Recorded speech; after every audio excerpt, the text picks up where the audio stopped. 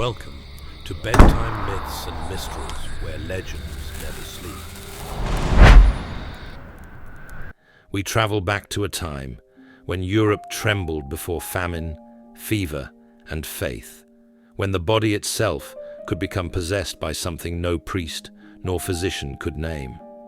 In the summer of 1518, in the bustling city of Strasbourg, then part of the Holy Roman Empire, the sun rose over narrow cobblestone streets, and the smell of baking bread merchants opened their shutters.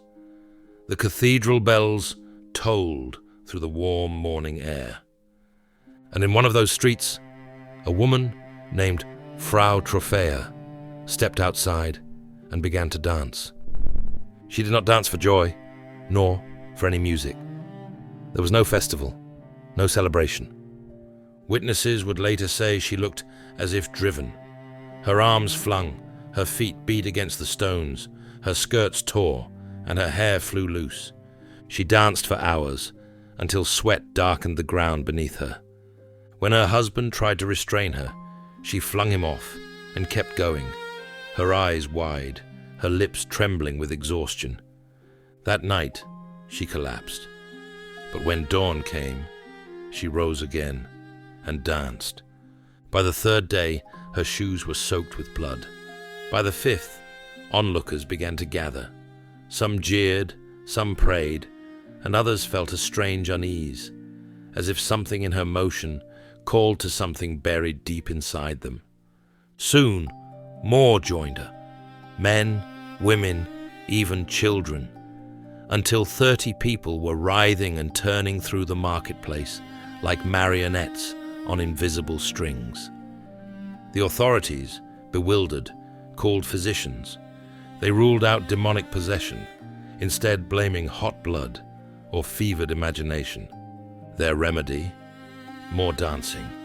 They believed the afflicted must dance the illness out, let it run its course. So they cleared a guild hall, hired musicians, and built a stage. And under the vaulted beams of the Strasbourg square, the music began. Drummers pounded, pipes shrilled, bodies spun, stumbled, and collapsed.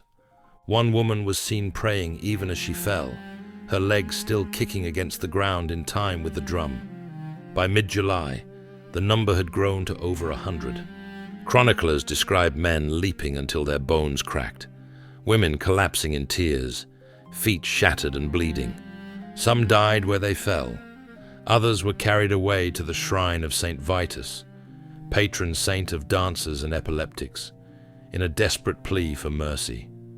There, priests held the trembling bodies and pressed small crosses into their hands. They wrapped red cloth around their feet and prayed that the madness would pass. But the rhythm would not die. Eyewitness accounts say that even when music stopped, they still heard it, a phantom melody, somewhere between heartbeat and hallucination.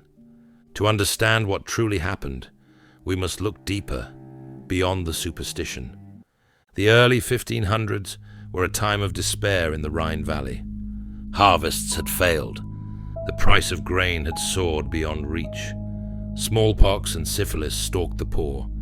The church taxed heavily, and floods had ruined crops again and again. For a city like Strasbourg, cramped, hungry, devout, life was an open wound. And when human beings suffer long enough, strange things rise from the collective mind. Some historians now believe it was an outbreak of mass psychogenic illness, a stress-induced trance that spread through suggestion and fear. Others argue it was the result of ergot poisoning, a toxic fungus that grows on damp rye, producing hallucinations much like LSD. But ergot alone cannot explain the endurance, nor the coordination, and the priest's insistence that it was a curse may have deepened the hysteria. Within weeks, hundreds were caught up in it. The city fathers finally banned all music, exiled musicians, and closed the dance halls they had built. The afflicted were loaded onto wagons and sent to the shrine of Saint Vitus in the nearby mountains, where priests prayed over them, until one by one the rhythm broke and silence fell. No one knows how many died. Some sources say dozens, others hundreds. But the event seared itself into Europe's memory, one of several dancing plagues recorded between the 14th and 16th centuries. Each time, the pattern was the same. One dancer began, others followed, and the frenzy spread like fire through dry grass. The church saw it as punishment for sin. Physicians saw it as blood heat or planetary imbalance. Modern science sees trauma, collective grief, manifesting through the body when the mind can bear no more. Perhaps all are true. There is a strange poetry in it, that people could endure so much hunger, fear, and loss that their only rebellion was motion. That grief found no words, only rhythm. That their pain became a dance, and maybe that's why, even today, the story endures, not just as a curiosity, but as a mirror. Because sometimes the line between hysteria and haunting is only as thin as the line between survival and surrender. The bells of Strasbourg still ring above the old quarter. If you stand there at midnight, you might imagine the faint scuff of a slipper on stone, the whisper of a tune with no musician, a rhythm rising again from the past, reminding us that even in madness, the human body remembers how to move. Thank you for watching Bedtime Myths and Mysteries. If you enjoyed tonight's story, let the rhythm carry you one step further. Subscribe and join us again next time when we open another page from the shadowed past.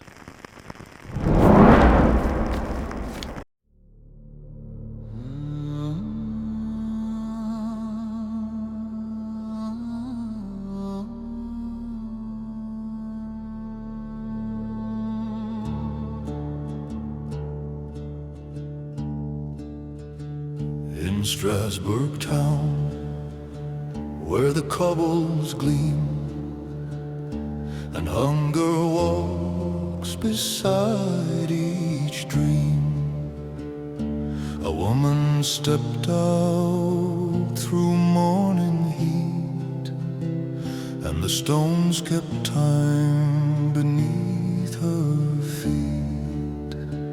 Her feet were bare, her face was pale, the air was still, the sky turned frail. Her husband begged, but she would not yield, and blood wrote circles on the field. Oh, the town that couldn't stop kept moving till the daylight dropped. They danced through pain they couldn't name, through rain and dust and smoke and flame. Oh, the town that couldn't stop. Each heartbeat marked another fall, and still they turned though night had called. In the town that couldn't stop.